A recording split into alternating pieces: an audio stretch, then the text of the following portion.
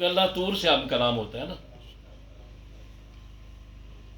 تو عرش سے اونچا ہے، طور تیرے نیچے، تخلیق شدہ سارے ہیں نور تیرے نیچے.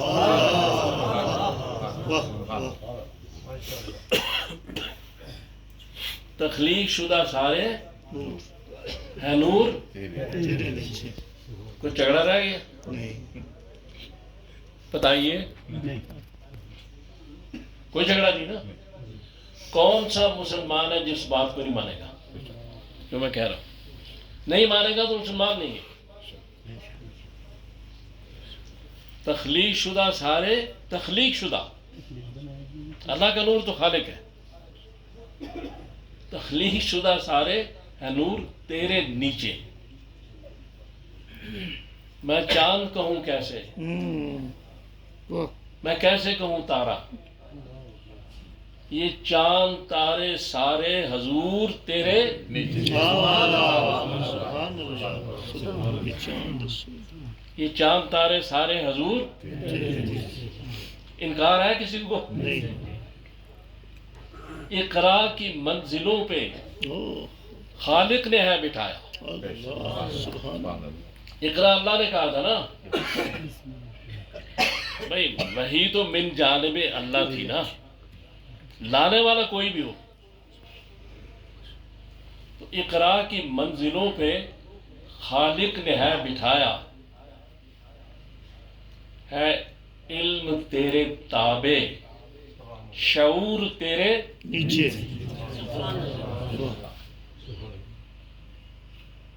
مختصر الفاظ میں رسول اللہ صلی اللہ علیہ وسلم کی شان ہم تو بیان ہی نہیں کر سکتے. ہمیں کیا پتہ ہے کنز مخفی کو کون بیان کرے گا؟ اللہ ہی بیان کرتا ہے، قرآن میں بیان کیا گیا. کہ آپ دیکھیں ترتیب رسولی جو قرآن کی ہے،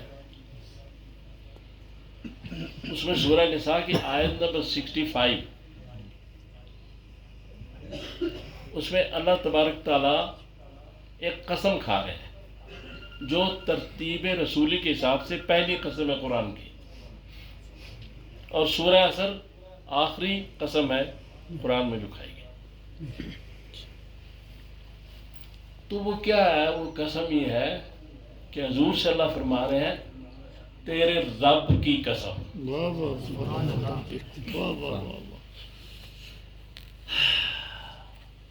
یعنی یہ بھی تو کہہ سکتے تھے میں اپنی قسم کھاتا ہوں،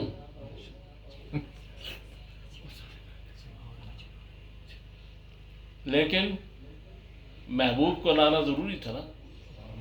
تیرے رب کی قسم. کیا ہے ذرا؟ فلا وربك لا يؤمنون ہاں جی، فلا وربك لا يؤمنون حتى يحكموك. تو یہ چیز ہے، یہاں سے مقام مصطفیٰ شروع ہوتا ہے. اللہ سبحان. اور پھر آگے بے شمار جگہ سورہ ہجر غالباً نعمروں کا لا عمروں کا، ہاں جی، یہ سورہ ہجر ہے. میرا غالباً میرا خیال ہے سورہ ہجر ہے، بہرحال نہ بھی ہو تو چیک کر لیجیے گا. تو اس میں اللہ تعالیٰ کہتے ہیں تیری عمر کی قسم، حضور صلی اللہ علیہ وسلم. تو اس لیے بعد از خدا بزرگ تو ہی قصہ مختصر. اچھا، بہرحال میں آپ سے یہاں جو آتا ہوں اپنی دل کی باتیں کرنے آتا ہوں، کیونکہ میں کہتا ہوں کہ مسوڑ میرا پنڈ ہے، مسوڑ میرے گاؤں ہے، عباسی میرے بھائی ہیں. تو آپ کی محبت مجھے کھینچ لاتی ہے. تو یہ چیز ہے کہ میں کوئی اپنی علمیت یا اس کا نہیں، میں صرف ایک کام جو سمجھتا ہوں وہ کر رہا ہوں. 5% اس میں کامیاب ہوا یا 10، یہ علیحدہ مسئلہ ہے. وہ کام یہ ہے کہ سورہ فاتحہ میں جب دعا مانگی گئی تو کہا گیا کہ ہمیں انعمت علیہم جو ہیں ان کے راستے پہ چلا. تو سورہ بقرہ کی ابتدائی آیات میں ان کا جواب دیا گیا کہ انعمت علیہم کون ہے. الف لام میم ذالک الکتاب لا ریب فیہ ھدی للمتقین الذین یؤمنون بالغیب ویقیمون الصلاۃ ومما رزقناہم ینفقون. سبحان اللہ سبحان اللہ. یہ صفات بتا دیں انعمت علیہم کی کہ کون ہے کہ جو اس کتاب میں شک ہی نہیں کرتے، اللہ نہ اس بات میں شک کرتے ہیں کہ اللہ کا کلام ہے اس میں کوئی شک نہیں، ایمان رکھتے ہیں، اور نہ جو اس میں بیان کیا گیا ہے اس میں کوئی شک. آگے یہ بات کی گئی کہ اس کو مشروط کیا جا رہا ہے ھدی للمتقین، سبحان اللہ. کہ ہدایت صرف اس کو ملے گی جو تقوی والا ہوگا، پرہیزگار ہوگا. اتق المحارم تکن عبد الناس.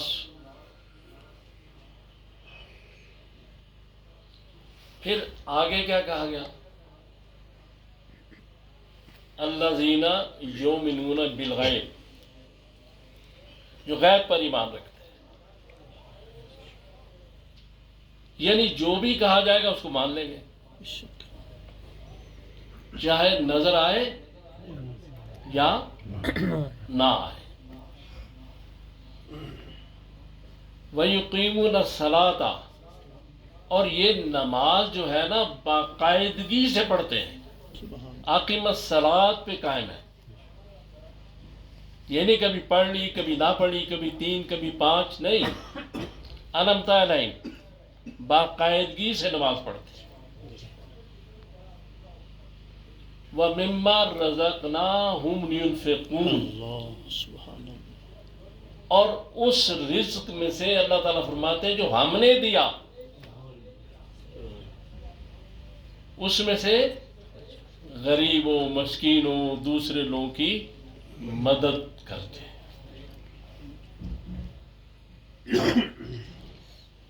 اب یہاں یہ سمجھنے والی بات ہے کہ محنت تو انسان کرتا ہے، بھاگ دوڑ، دکان پہ نوکری، سارے کام، لیکن وہ یہ کہتے ہیں کہ سارا کچھ ٹھیک ہے لیکن رازق ہے میں، رازق نوکری نہیں ہے، رازق کاروبار نہیں ہے، رازق کوئی عالم، کو پیر، کوئی ولی اللہ، کوئی صحابی، کوئی مخلوق بھی رازق نہیں ہے سوائے ہمارے.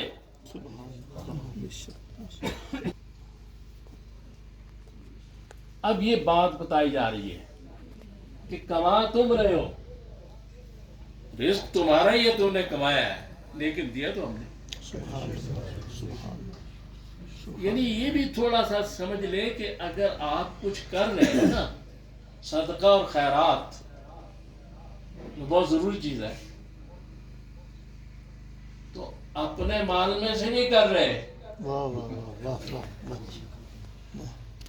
زوم نہ پیدا ہو. اللہ مالک تیرا دیا ہوا تھا، تو نے مجھے توفیق دی، میں سے کر. اللہ سبحان انعمت علیہم، سبحان. لوگ کون سمجھ رہے ہیں ماں؟ جی بسم اللہ. یہ لوگ وہ ہیں جن کی نشانی یہ بتائی گئی. اب چونکہ زیادہ تر یہاں علماء بیٹھے ہوئے ہیں تو میں تو عالم نہیں ہوں، میں تو پہلے بھی یہی میرا اقرار ہے اور صحیح حقیقت پر مبنی ہے. ان کے سامنے گفتگو کیا کی جا سکتی ہے، لیکن جو باتیں میری سمجھ میں آتی ہیں، سب سے اہم چیز میں نے بتائی ہے کہ رسول اللہ صلی اللہ علیہ وسلم کی معرفت، اور اس سے پہلے ایک چیز بڑی اہم ہے جو توحید ہے.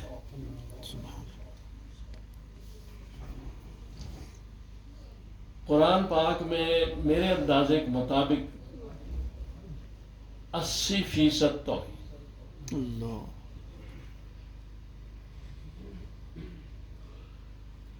اور توحید کو سمجھنا ضروری ہے.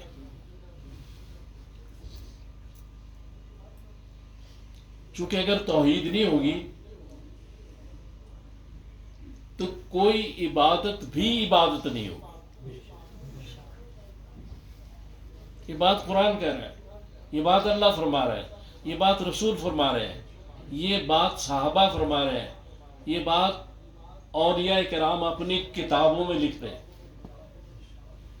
بنیت الطالبین محبوب سبحانی عبد القادر جیلانی کہتے ہیں صفحہ نمبر 7 کہ اللہ کے سوا کسی کے سامنے مت جھکو.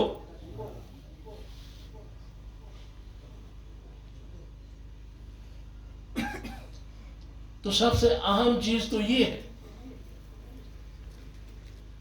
میں یہ دیکھتا ہوں مساجد بن رہی ہیں، دھڑا دھڑ بنتی ہے، اچھی بات ہے، مجھے خوشی ہے. اور گدیاں بن رہی ہیں، پیر بن رہے ہیں، اچھی بات ہے، خوشی کی بات ہے. جب کسی سڑک پر جاتا ہوں، مہینے 2 مہینے بعد ایک نئی قبر سڑک کے کنارے ہوتی. زیادہ تر قبریں سڑکوں کے کنارے، یعنی بزرگ لوگ سڑک کے پاس آ کے ہی فوت ہوتے.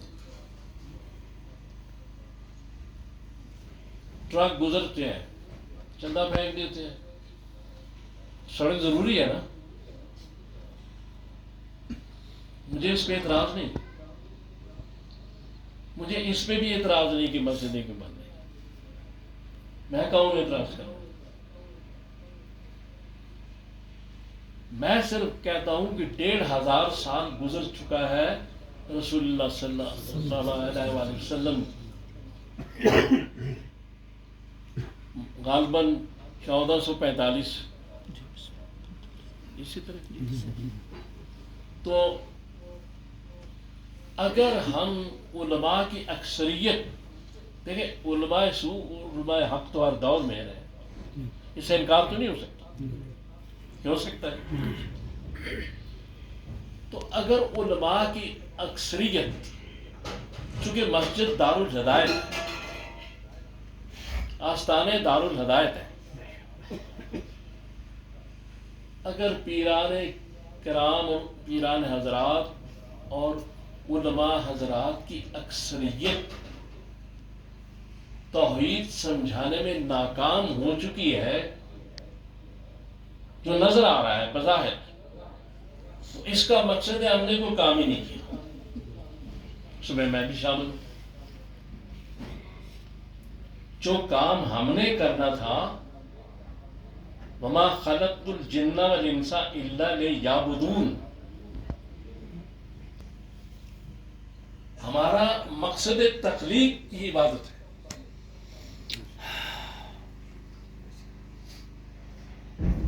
اس میں نے بھی غور کرنا ہے ہم سب، کہ ہم کہاں تک کامیاب ہیں اس بنیاد کو مضبوط کرنے میں کہ جس کے بعد روزہ روزہ بنے گا، حج حج بنے گا، نماز نماز بنے گی،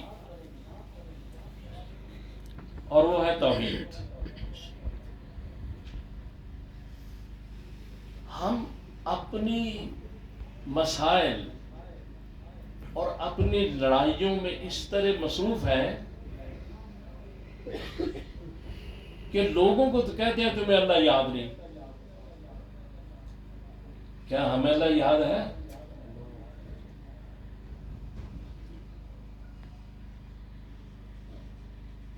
میں کسی کے خلاف بات نہیں کر رہا، میں اپنے خلاف بات کر رہا ہوں، میں اپنی بات کر رہا ہوں۔ کیا ہمیں اللہ یاد ہے؟ عاقبت یاد ہے؟ میں آپ سب مسلمان ہیں، تو اگر میں نماز بھی پڑھ رہا ہوں، میں روزے بھی رکھ رہا ہوں، حج عمرے بھی کر رہا ہوں، یہ سارے کام کر رہا ہوں، لیکن توحید پر نہیں ہوں، تو بتائیے وقت کا ضیاع نہیں تو اور کیا ہے؟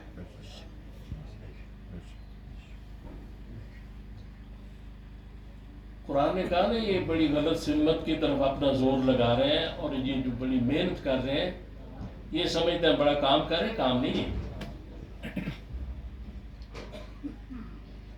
تو توحید کو سمجھنا اور سمجھانا ایک عام آدمی سے لے کے عالم تک بہت ضروری ہے، اس لیے کہ اس کے بغیر کام نہیں ہے، یہ بنیاد ہے۔ یہ نہ کسی اہل حدیث کا مسئلہ ہے، نہ کسی دیوبندی نہ بریلوی کا، یہ مسئلہ اسلام کا ہے، یہ کسی فرقے کی بات نہیں ہے۔ میں اس لیے آپ سے گزارش کر رہا ہوں کہ مجھے ایسے فون آتے ہیں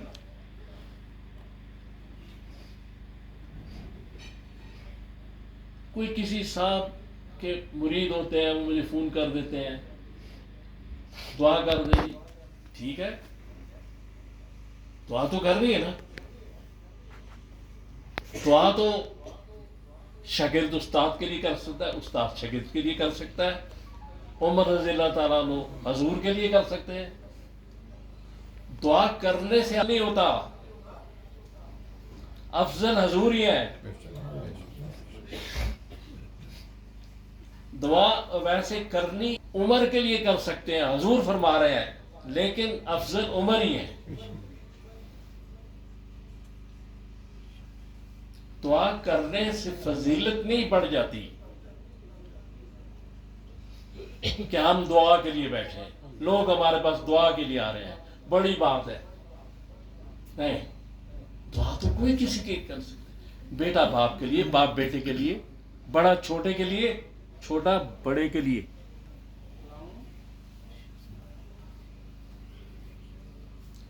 تو دعا کے لیے جب فون آتے ہیں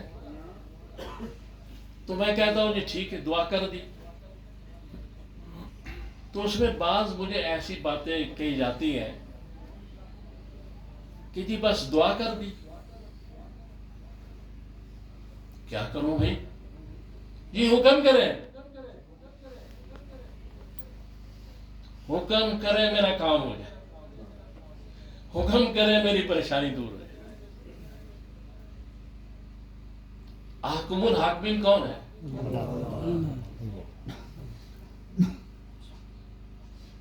تو 40 سال 50 سال کے مرید دوسرے لوگوں کے، ان کو علم نہیں کہ حکم کون کر سکتا ہے۔ کوئی کہتا ہے جی ٹھیک ہے، دعا تو آپ نے کر دی، شفا بھی ڈال دیں۔ میں ایسے تجربات سے گزرتا ہوں، اس لیے گزارش کر رہا ہوں کہ جب شفا اللہ دیتا ہے، میرا اسباب کے ہم قائل ہیں، وسیلوں کے ہم قائل ہیں، دعا بھی وسیلہ ہے، کوئی نیک آدمی بھی وسیلہ ہے، یہ نماز بھی وسیلہ ہے اللہ تک پہنچنے کے لیے۔ اللہ کو انسان تک پہنچنے کے لیے کسی وسیلے کی ضرورت نہیں ہے، لیکن اس تک پہنچنے کے لیے قرآن بھی وسیلہ ہے۔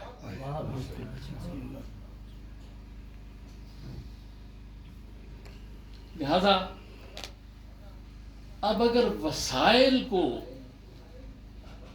اسباب کو منزل سمجھ لیا جائے تو پھر بات کیا رہ جاتی؟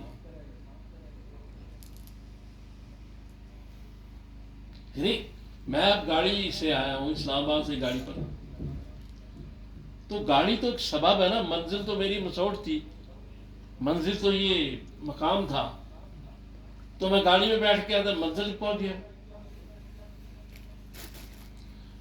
تو اچھے لوگوں کے پاس جا کے بیٹھنا، ان کی صحبت اختیار کرنا، ان کی باتیں سننا، اللہ رسول کا ذکر، صرف اللہ رسول کا ذکر اچھی بات ہے، لیکن وہ لوگ منزل نہیں ہیں،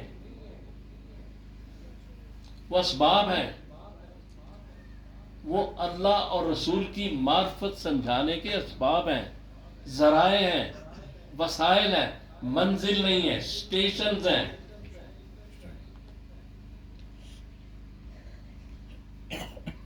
تو اگر ہم توحید کو نہیں سمجھ سکے 1500 سال میں، اور اسے کوئی مسلمان نہیں ہے نا جو مجھ سے دعا کراتے ہیں، کہیں آپ کو کہتے ہیں جی پہلا پیر کام نہیں آیا، دوسرا صحیح، دوسرا کام نہیں آیا تو تیجا صحیح، چلے ٹھیک ہے، میں ان باتوں میں جاتا ہی، میں کہتا ہوں سب ٹھیک ہے، کسی پہ میرا اعتراض نہیں، مساجد بنائیں ضرور بننی چاہیے، میں نے کہا میں نہیں چاہتا کہ نہ بنے، اس کے خلاف نہیں ہوں، چونکہ وہ کفر میں بات آ جائے۔ دوسرا، بیٹھ گئے لوگوں کو ہدایت دیں، آستانے بنائیں، خانقاہیں بنائیں، نیازیں بھی لے جائیں، چندے بھی وصول کر لیں، ٹھیک ہے، لیکن اللہ کے واسطے اللہ کو راستہ تو بتا دیں۔ کیا آپ بتائیں بات غلط ہے؟ جتنے لوگ بیٹھے ہیں کوئی آدمی کھڑا ہو کہہ دے میں غلط بات ہے، بتائیے جی، ذرا اونچی آواز، ٹھیک کہہ رہا ہوں نا؟ میرا کسی بھی کوئی جھگڑا نہیں، کسی سے اختلاف نہیں، میں ہر مکتبہ فکر کا احترام کرتا ہوں، لیکن میں فساد نہیں چاہتا، لڑائی نہیں چاہتا، نفرت نہیں چاہتا۔ تو اگر توحید سمجھا دی جائے، اللہ کا اور رسول کا تعارف کرا دیا جائے تو بہت کافی ہے، بلکہ ہے ہی سب کچھ یہی۔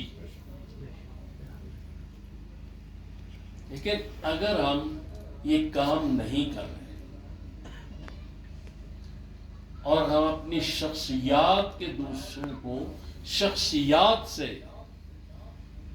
مسخر اور متاثر کر کے اپنا کام چلا رہے ہیں تو جواب دینا پڑے گا، اور یہ جواب سب کو تیار رکھنا چاہیے۔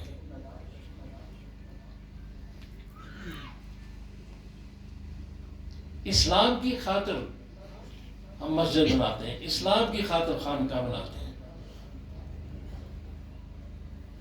کسی فرقے کی خاطر مسجد نہیں بنتی، مدرسہ نہیں بنتا، یہ اللہ رسول کے لیے، اسلام کے لیے بنتا ہے۔ لہذا یہ جو مساجد، مدارس، خانقاہ ہیں،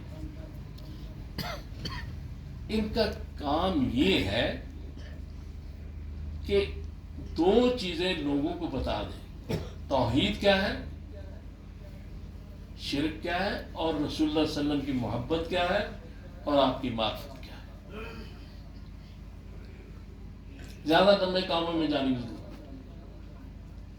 باقی فقہی مسائل اپنی جگہ۔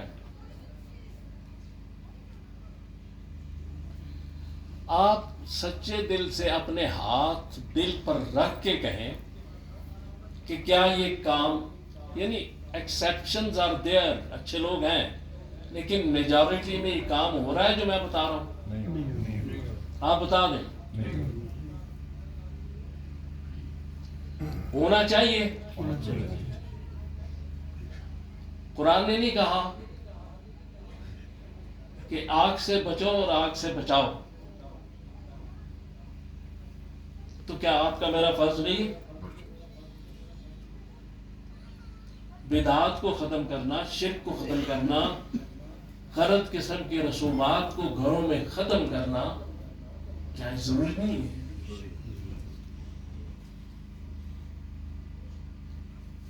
تو اگر اس بات کو اس طرح سمجھ لیا جائے کہ جو نبی ہوتے ہیں، جو انبیاء ہوتے ہیں، انہیں اللہ تعالیٰ کی طرف سے حکم ہوتا ہے جب وہ وقت آتا ہے کہ تم اعلان کرو کہ میں نبی ہوں. ٹھیک ہے کہ نہیں؟ لیکن اولیاء کرام جن کا کسی نہ کسی طریقے سے اللہ سے رابطہ ہو، یقین ہے، جو پرہیزگار ہیں، جو اچھے لوگ ہیں، ان کو حکم نہیں دیا جاتا کہ تم اعلان کرو میں ولی ہوں.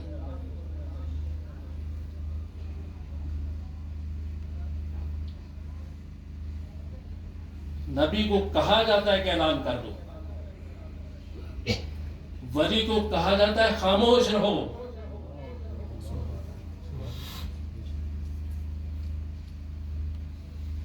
معجزات کا اعلان انبیاء کرام کرتے ہیں کہ یہ اللہ کا معجزہ ہے، میرے ہاتھ سے کرایا گیا. اولیاء کرام کرامتوں کو چھپاتے ہیں، انبیاء اظہار کرتے ہیں معجزات کا. پیران پیر عبد القادر جیلانی محبوب سبحانی رحمۃ اللہ علیہ منیت الطالبین میں فرماتے ہیں کہ ولی اللہ اپنی کرامت کو اس طرح چھپاتا ہے جیسے عورتیں اپنے حیض کے کپڑوں کو چھپاتی ہیں. انمتا علائم سب ہیں، نبی بھی ولی بھی، لیکن نبی چونکہ اس کا ہر وقت وحی کے ساتھ اللہ سے رابطہ ہوتا ہے. اولیاء کرام پہ القاء ہوتے ہیں، اولیاء کرام پہ الہام ہوتے ہیں، لیکن وہ اس طرح نہیں ہوتے جیسے وحی ہوتے.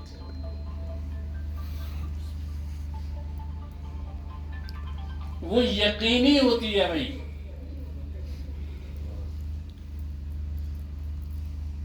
اس لیے اولیاء کرام یہ نہیں کہتے میں ولی اللہ ہوں، نبی کہتا ہے میں نبی ہوں، میں رسول.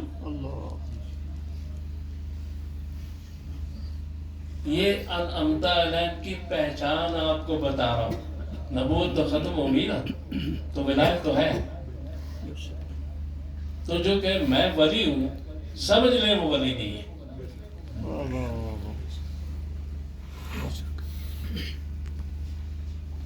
یہ میں آپ کو پہچان سمجھا رہا ہوں. انعمت علیہم ولی اللہ کبھی اقرار نہیں کرے گا، اس لیے کہ ہو سکتا ہے اس تک جو خبر پہنچی اس میں کوئی شائبہ ہو.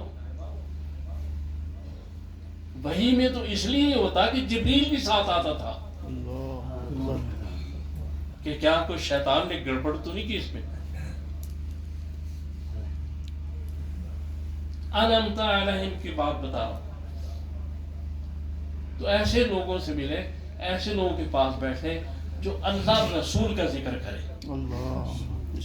ایسی محافل میں جائیں جہاں اللہ اور رسول کا ذکر ہو، اور ان کی پہچان یہ ہے کہ وہ لوگ اپنے آپ کو عاجز کہتے ہیں،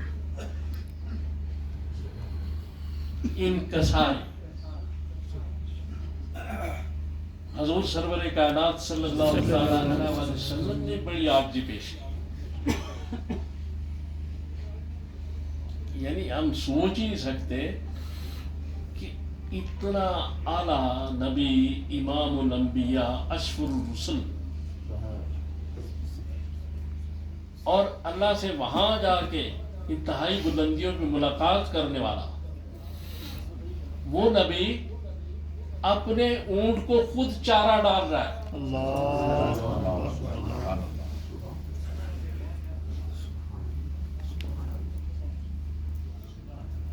اور اپنے چھوٹے چھوٹے کام خود کر رہا ہے، گھر میں اپنی بیویوں کی ساتھ معاونت کر رہا ہے. بیٹھا ہے چٹائی پہ واہ واہ واہ مگر عرش نشی ہے. سبحان اللہ بیٹھا ہے تو اتنا بڑا نبی ہو کے، اتنا اللہ کے قریب ہو کے، اتنا اللہ سے اپنے آپ کو نیچے دکھایا. سیرت کا بڑا عام پہلو.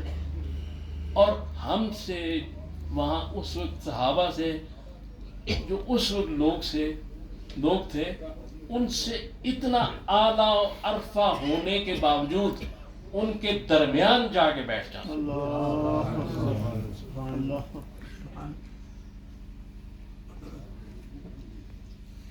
لہذا میری دست بستہ گزارش یہ ہے کہ توحید اور حضور کی معرفت اور محبت پہ کام کرنا چاہیے. نہ میں کسی کو کوئی ڈکٹیشن دے رہا ہوں، نہ کوئی میں عالم ہوں. جو میری بات سمجھ میں آئی وہ میں آپ کے سامنے گزارش کر رہا ہوں کہ جب تک یہ چیزیں دور نہیں ہوں گی، قرآن اور حدیث اٹھا کے آپ کو پتہ چل جائے گا کوئی عبادت نہیں ہوگی. اگر کوئی شخص رکھے گا تو کون سی عبادت؟ اگر کوئی شخص شرک کرے گا تو کون سی عبادت کہلائے گی؟ تو دو ہستیوں کو سمجھنا ضروری ہے نا. باقی بھی سب کو سمجھے، میں تو نہیں کہتا، لیکن کم از کم یہ تو. اس کی وجہ یہ ہے کہ ہم آج اس فتنے کے دور میں ہیں کہ جہاں ہم یہاں بات سن کے جب نکلیں گے تو یہ ساری باتیں ہمارے ذہن سے نکل جائیں گی. حضور صلی اللہ علیہ وسلم کے دور میں کئی صحابہ کہتے تھے کہ آپ کے پاس آتے ہیں تو ہماری کیفیت اور ہوتی ہے، اب جب چلے جاتے ہیں کیفیت اور ہوتی ہے. شیطان لگا ہوا ہے صاحب. لیکن موٹی بات ضرور یاد رکھیں کہ شرک، اس سے بچنا ہے. اور شرک کی ڈیفینیشن کیا ہے، شرک کی تعریف کیا ہے، وہ تعریف قرآن بتائے گا، وہ تعریف احادیث بتائیں گی، وہ تعریف صحابہ کا عمل بتائے گا، رسول اللہ صلی اللہ علیہ وآلہ وسلم کا عمل بتائے گا. توحید کیا ہے وہ میں یا کوئی اور نہیں بتاؤں گا. ہم اپنی تعویلات، توجیحات سے اس توحید اور شرک کی تشریح نہیں کر سکتے. وہ قرآن حدیث کرے گی، صحابہ کریں گے، ان کا عمل کرے گا. کہ ایک صحابی نے رسول اللہ کہا کہ یا رسول اللہ میرا دل کرتا ہے میں آپ کو سجدہ کروں. ایسی ہستی تو دل تو کرتا تھا تو سب کہیں. جب اتنا اونچا جو خصائص بشری رکھنے کے باوجود بشریت کی معراج پر، سبحان اللہ سبحان اللہ، تو دل تو کرتا ہوگا. تو حضور نے کیا فرمایا آپ سب جانتے ہیں کہ اگر یہ میری شریعت میں جائز ہوتا تو میں بیوی کو حکم دیتا اپنے خامند کو سجدہ. یوسف علیہ السلام کی شریعت میں جائز تھا، سجدہ ہوا. آدم علیہ السلام کو اللہ کے حکم سے ہوا. یہ دین صرف اتنا ہے کہ وہ جب کہیں تو کر لو، جب منع کر دیں تو نہ کرو. دین اپنی مرضی سے نہیں چلتا، دین اللہ رسول کی مرضی سے چلتا. دین کو ہم اپنا تابع بنانے کی کوشش کر رہے ہیں. ہمیں دین کے تابع بننا ہے، خود بدلتے نہیں، قرآن کو بدل دیتے ہیں. میری گزارشات ہے دست بستہ آپ کی خدمت میں کہ توحید کو سمجھیں، رسول اللہ صلی اللہ علیہ وسلم کے مقام کو سمجھیں. یہ دو چیزیں اگر سمجھ میں آ گئی تو انشاءاللہ جنتی ہو جائے، بیڑا پار ہو جائے. اور ان کو بڑا ضروری ہے کہ سمجھا جائے اور سمجھایا بھی جائے. تو آخر میں صرف یہ کہنا چاہتا ہوں کہ اگر میری کوئی بات کسی شخص کو اچھی نہیں لگی، اس کی دل آزاری ہوئی ہے، تو میں اس کی معافی چاہتا ہوں. لیکن میں نے قرآن حدیث کے مطابق جو میری سمجھ اور عقل تھی ساری باتیں بیان کی. تو میں یہی حساب کتاب ختم کر کے جانا چاہتا ہوں کہ اگر کسی شخص کو اچھا نہیں لگا تو میں یہی معافی مانگتا ہوں. لیکن میں نے اپنی عقل اور اپنی اس علم کے مطابق جو سمجھا ہے وہ آپ کو بیان کر دیا. تو میرے لیے بھی دعا کیا کریں کہ میں بھی آخری سانس میرا توحید پہ گزرے. من قال لا الہ الا اللہ دخل الجنہ. اور آپ کا بھی سانس آخری توحید اور حضور کی محبت. تو اللہ تعالیٰ سے دعا کریں اللہ تعالیٰ مجھے اور آپ کو توفیق دے کہ میں نے جو باتیں کی ہیں ہم ان پہ عمل کر سکیں. صلی اللہ تعالیٰ علی خیر خلقہ محمد وآلہ وصحبہ اجمعین برحمتک یا. یہ مولانا شمس الدین صاحب